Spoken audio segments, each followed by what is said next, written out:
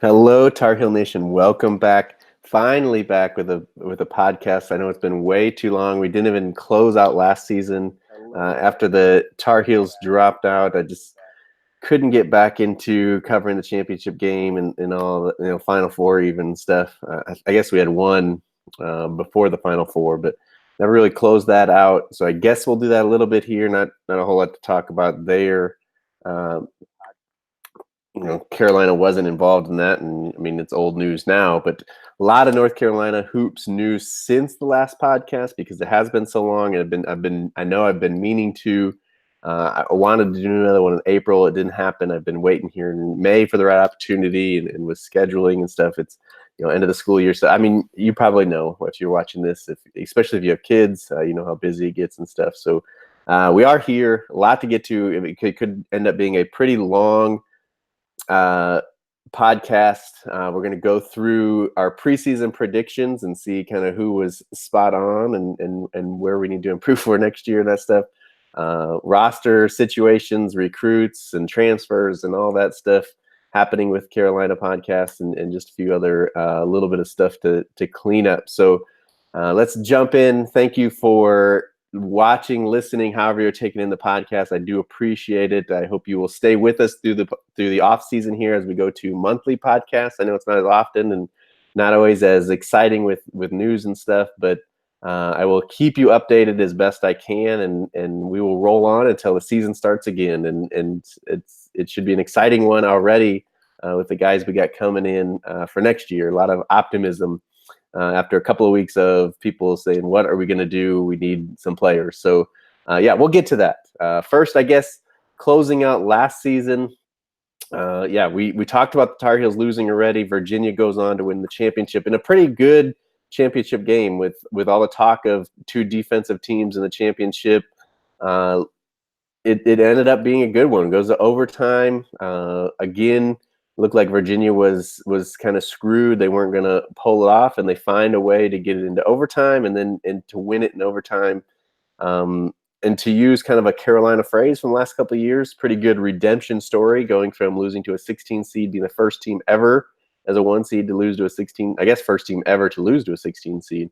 And then coming back and winning the championship. I mean, I've always liked Tony Bennett.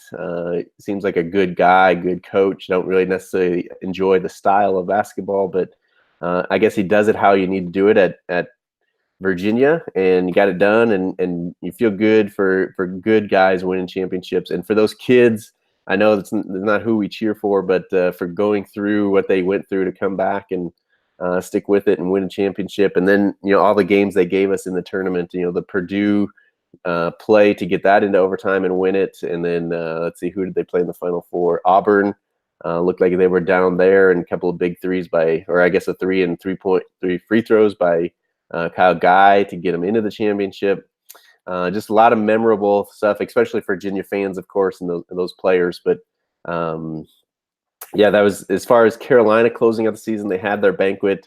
If you follow any of the Carolina news on Twitter, you probably saw it, but also articles and stuff on GoHeels.com. Cam Johnson, our MVP. I know Kenny Williams, I think was Garrison Brooks was Defensive Player of the Year. I know that Kenny Williams got like the Carolina Way Award. I know Luke May was in there. A lot of academic stuff and rebounding award. I think he maybe got. Closed it out there, giving our guys the awards and recognition they deserved. Kobe White getting the Kendall Marshall Award, I think it's called, for point guard or lead, assist maybe is what it is. Just a good close out to the season there. It is official now. I think Nasir had already declared for the draft, but the last podcast we kind of talked about that. And yes, it's new this year. You can hire agents and then come back.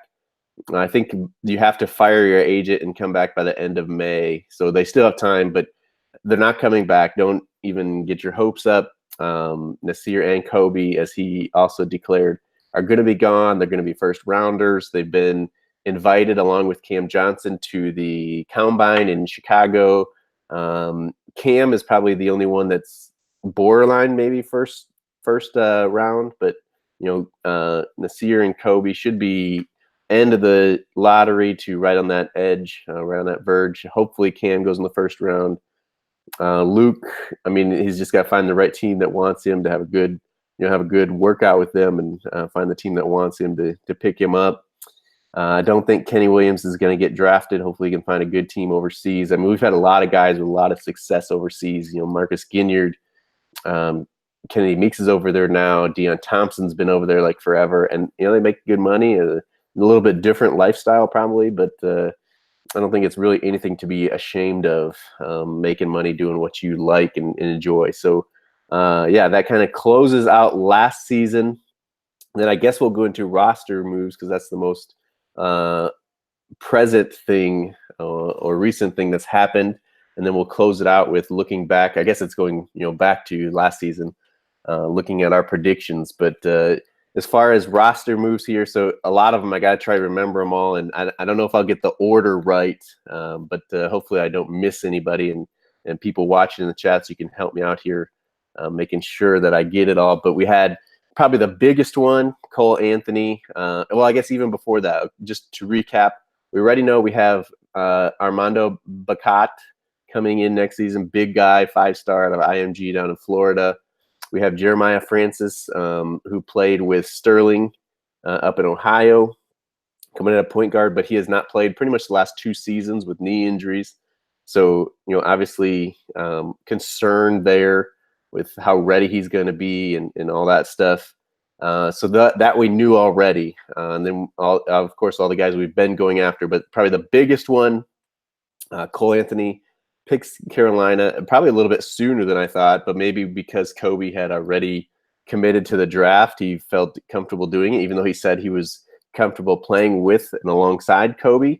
But he commits to Carolina. We get the number 3 prospect in the class, top. I guess he's considered combo guard, not necessarily just a point guard, but top guard probably in the class. Should come in, start right away, and not that we can expect the same stuff. It's going to be a totally different player than Kobe White. They're not the same, but it should be exciting to see him play. And a lot of talk about it could be his team kind of from the get-go, with losing our 3 seniors, as well as Kobe losing 4 starters, kind of 5 of the top 6 players. Garrison, the only starter coming back. A lot of talk there. We get Cole Anthony, huge get for the Tar Heels. That's the one we had to get to even feel comfortable for next year.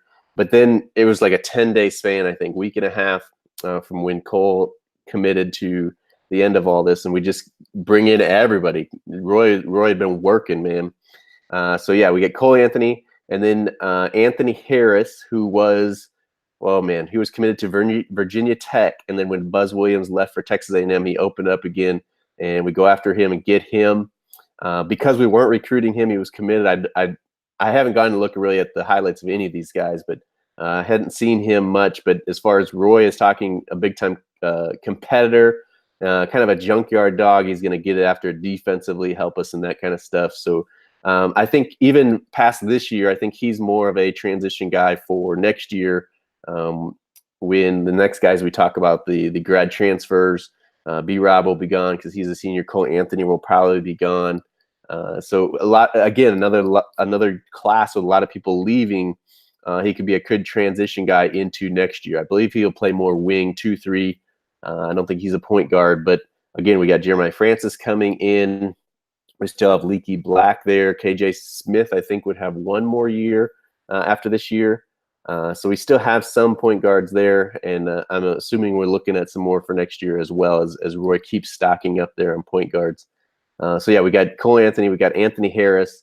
So we had 4 freshmen coming in now, and then he went out and got 2 grad transfers. He got Christian Keeling. Let's see, and he's the kid, not the Willie. Let's see. Well, I'll just say we got Christian Keeling. And then now I'm going to blank on the other guy's name, Justin Pierce. And Justin Pierce was from William and Mary, I believe. And I'm blanking on where Christian Keeling came from. But 2 guys that'll have 1 year of eligibility as grad transfers. Justin Pierce, 6'8", four man, I guess. I guess he could play some. I guess he's more of a three. He can step out and shoot, but could play the stretch four for us if we go small.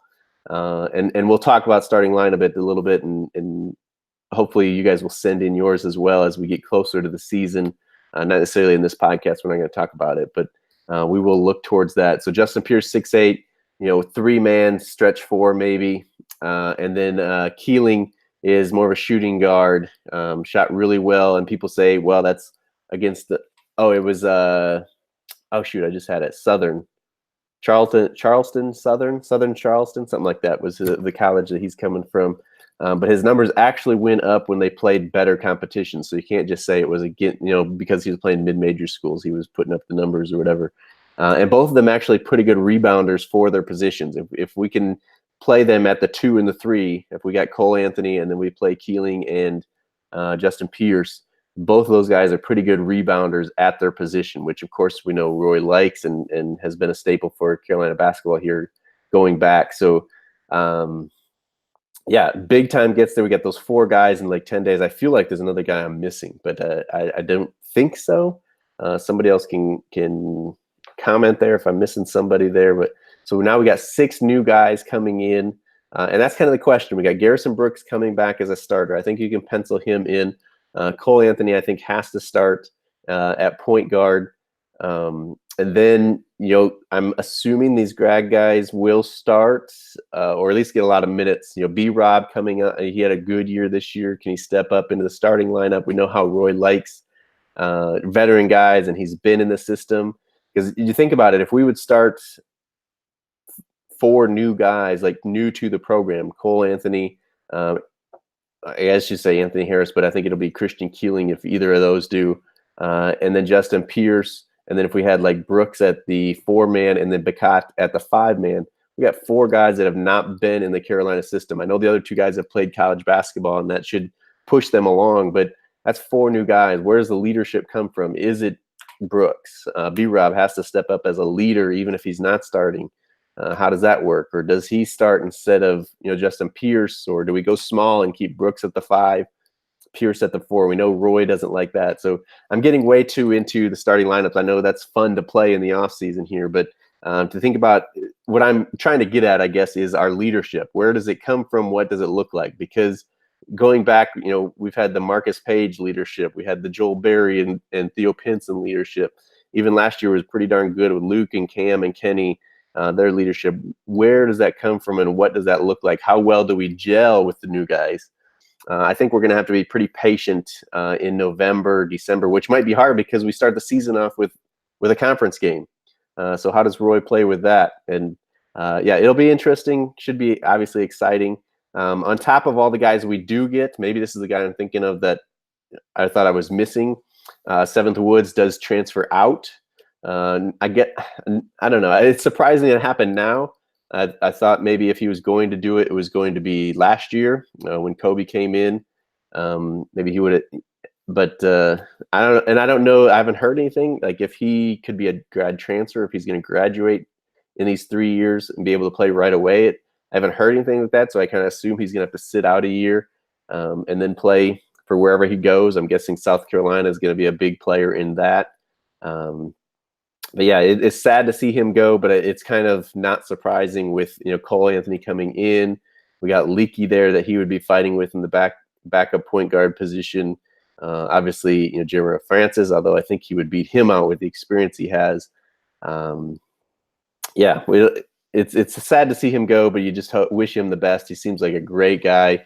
Been a lot of pictures out on Twitter and stuff of him with his arm around Kobe or consoling Kenny after the final loss, and it seems like a great teammate, great guy, and just stinks that the injuries have held him back. And then guys, I don't say he was recruited over because we needed guys to come in and step up there, but just that guys came in and played over him and didn't always get his chance.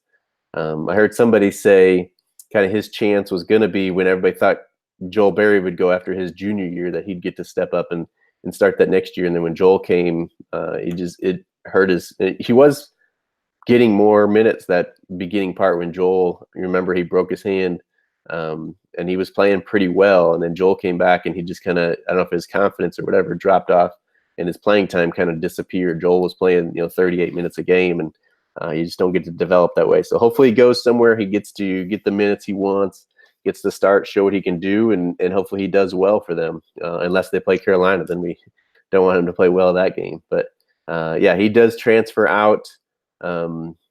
Technically, we could take one more player. I think it would take the scholarship away from Shea Rush if we got him. We're still in. Actually, I don't even know if we're still in the play for Precious Achua. Sounds like he's kind of Memphis bound, so I don't know who else we would get. But technically, we could take one more guy.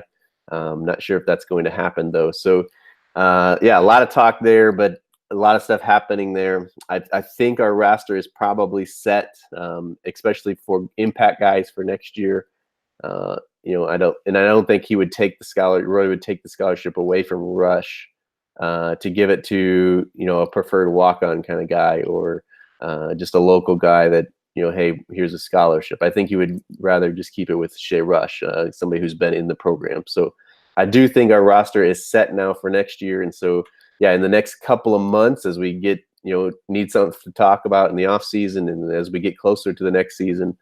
Talk about the starting lineup, but I would love for you to send in either Twitter comments on YouTube, Instagram, comments or DMs or whatever. I would love to see your guys' thoughts on who, and maybe there's two different ones, but who you think should start next year and who you think Roy will start next year. I think that he'll probably go two bigs. I guess you could say it could be Sterling and Brooks. I think if he goes two bigs, it will be Brooks and Bekat. But, we'll see. And obviously, we don't see these freshmen come in over the summer and beginning of the practice and see how well they catch on to stuff. But that, of course, has a play in that. But, yeah, that's enough, I guess, about all that talk. One other thing I did want to mention just really quickly was Steve Robinson was inducted into the Assistants Coaches Hall of Fame. I didn't even know this existed. I don't know who visits the Assistant Coach Hall of Fame, but it's a pretty cool honor for him. And yeah, now we have two Hall of Famers sitting on our men's college basketball bench, which is pretty amazing. Like, who else has two Hall of Famers sitting on the same bench there? So yeah, pretty awesome there for him. And yeah, I don't know. I guess we should mention maybe women's basketball. Hatchell, if you hadn't heard, had stepped away, kind of issues with the players this year, comments she had made and making people try to play through injuries and stuff. But we got the I don't know how to pronounce her name, but from Princeton. She has been the Princeton head coach for 10 years and seems like people like her. And yeah, we, of course, hope the women get back on track. You remember back in the 90s, they won a championship, and we're getting a lot of number one seeds and going to the Elite Eights and stuff like that in the women's tournament. So it'd be fun to see them back in those situations and doing well there. So we hope that goes well. And then I think the last thing, although it may take a while here, is going through our predictions. I kept all of all of you that sent in your prediction preseason, and we had the big predictions podcast that we do every year before.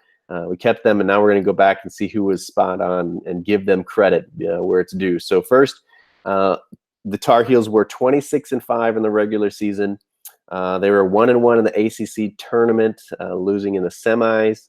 They were 2-1 in the NCAA tournament, losing in the Sweet 16. And so, yeah, obviously a 1 seed, as you remember, right? Yeah, we were a 1 seed in the tournament. So first, I'll start with myself, and just to be clear, I did give myself a little leeway. I said we were going to be 25-6 or 26-5 in the regular season, which was the second one there. I was right on. I said we were going to go 1-1 in the ACC tournament and lose in the semis, which we did. So I was spot on. And then I said we were going to be 3-1 in the NCAA tournament and lose in the Elite Eight, and I was 1 game off. So I said we were going to be either 29-8 or 30-7. And I for one of them, I got the wins right and didn't have the losses correct, but I was close there. So I give myself some credit there. Yeah. So getting into your guys's, and I haven't gone through these, so sorry if I have to take a little break here to see who's got what here. I won't mention anybody if you got it wrong. So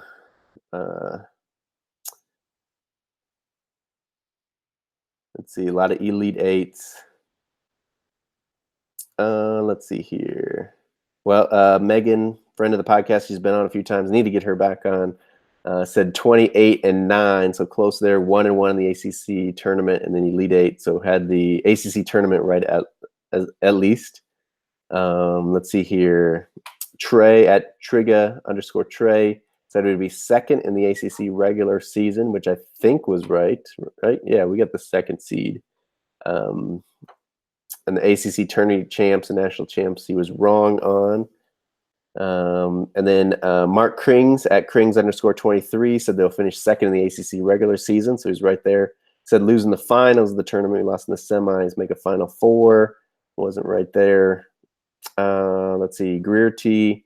It's at GTHREAD Gill 7929 on Twitter. Said top three in the ACC. Chance at ACC tournament championship. Nas and Kobe start at some point. He was right about Kobe. Luke May won the Player of the Year. Did not happen. First team All-American did not happen. Let's see here. Brad Kutzer said 6-loss regular season, so really close there. Beating Duke both times. That did happen. You remember in the regular season we did sweep them. He said ending up in the Final Four. That did not happen, unfortunately. At Sports Guy Show on Twitter says 25-5. Top two of the ACC. He was right there. At very least Sweet 16. So you got that. Let's see here. Matthew at Lemons Drop on Twitter said win 27 games, 26 in the regular season, but more than 27 overall. But really close there. Let's see here. Jackie Eason, it's at JEASRYUU on Twitter, said I see a 28-3 being their best, 24-7, maybe 25-6. So he got really close there. Let's see, he said make Final Four. That didn't happen. Brandon Marsh at Marshmello without the W at the end, 45, said regular season 26-4. Must have missed a game in there, or maybe one of our tournaments or something. We were 26-5, so he's pretty much there. He said ACC tourney champs, so we didn't lost in the semis, of course. 1 seed, make Final Four. That didn't happen, unfortunately. At Heels, yes, said regular season 26-5, so he was spot on there. ACC record of 15-3. I didn't write down our ACC record. Oh, there, 16-2. So he's close there. Of course, another Final Four prediction. Unfortunately, it didn't happen. Joey Freshwater at Vol_fan27 said Final Four if Kobe White starts. Unfortunately, that didn't happen there. Let's see. At Big Punisher 78 said lose to Duke in the ACC tournament. Unfortunately, that happened. Rest of his mostly did not. Although he did have us in the Final Four with Kentucky, Kansas, Virginia, and Virginia, of course, did and went on to win. El Padilla Allen at They Call Me L said 26-5, so she was spot on for the regular season. Lose 1 in the conference tournament, on to the Elite Eight. So she was spot on, except we were 1 short of the Elite Eight.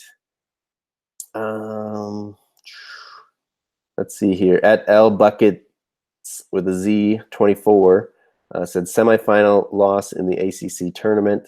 So she was right there. Kenny has a better year than Luke. Luke has a good year. Small ball with Nas at the 4. Kobe highly factored into leaving after the year from the NBA calling. That happened. Leaky plays more than average fans expect. I think that would have happened without his injury. And people obviously really excited for him. At Elena Floyd on Twitter said my guess for overall record is 25-7. She was 1 off for that. Finished tied for the ACC regular season. We were a little bit short of that. We were behind Virginia yet. Fall short in the ACC tournament, and we'll go as far as Elite 8. Just shy of that. Let's see here.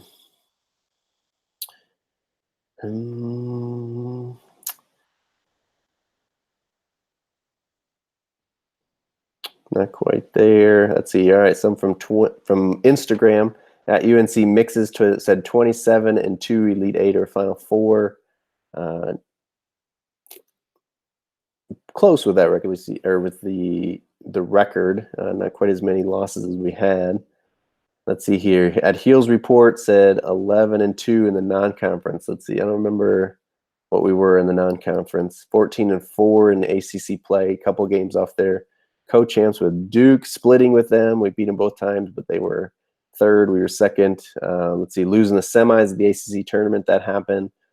Final Four at least. Nasir's second leading scorer behind Luke. Nope. Kobe starting, averaging 12 points a game. I don't know what he averaged, but he did start, of course. We know that. So he said regular season 25-6. He was one game off there. That was a pretty good guess. Final record is 30-7. We were 29-7, so just a game off there. So that's pretty good by Heels Report on Instagram. Go give him a follow. Let's see. Grant Carey, it's at GCC_19 on Instagram. He said, not sure how many games we play exactly, but we'll go with 5 losses in the regular season. So you're spot on for their Elite Eight. Let's see. A Gale for UNC on Instagram said 24-7, so really close, at least Elite Eight. Of course, that didn't happen.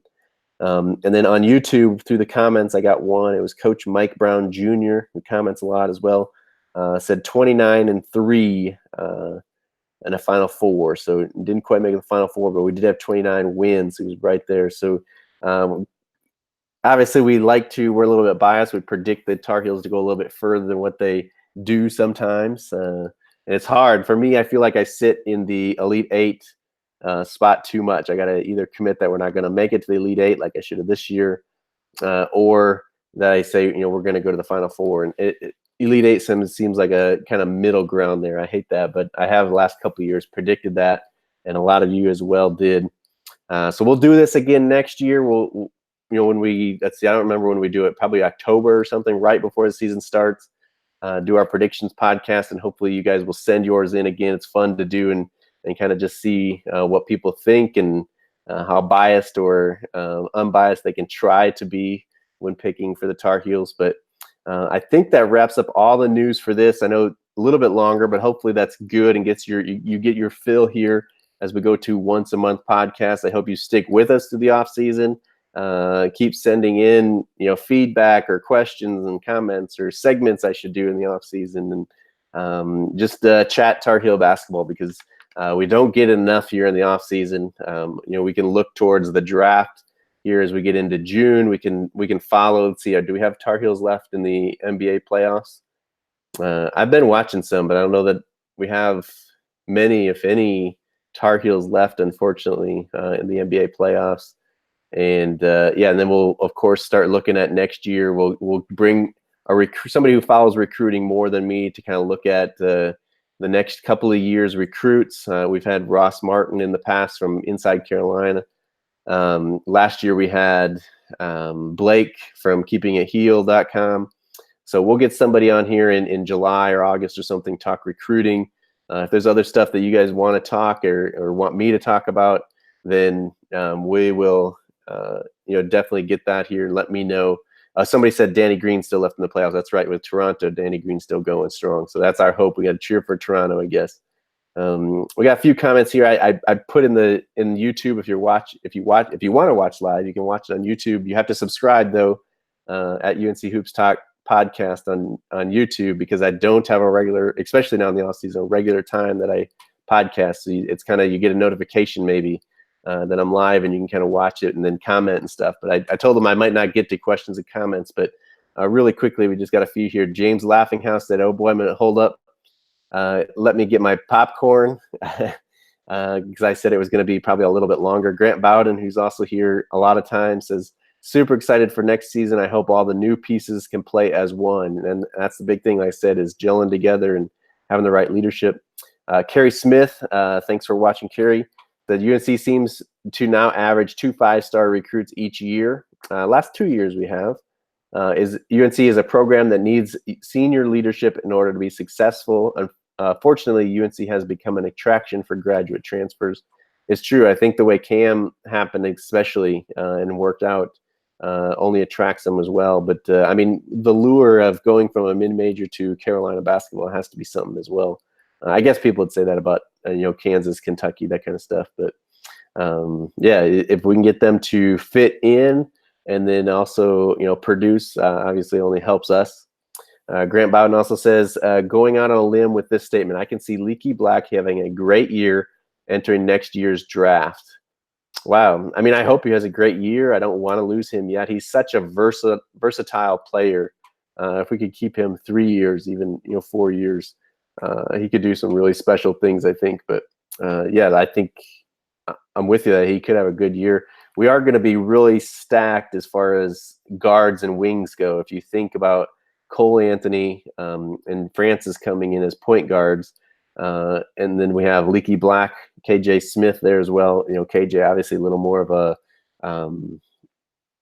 almost walk-on type Blue Squad team player. But then we also have B-Rob, we have Leaky, the 2 transfers that came in, Andrew Platek.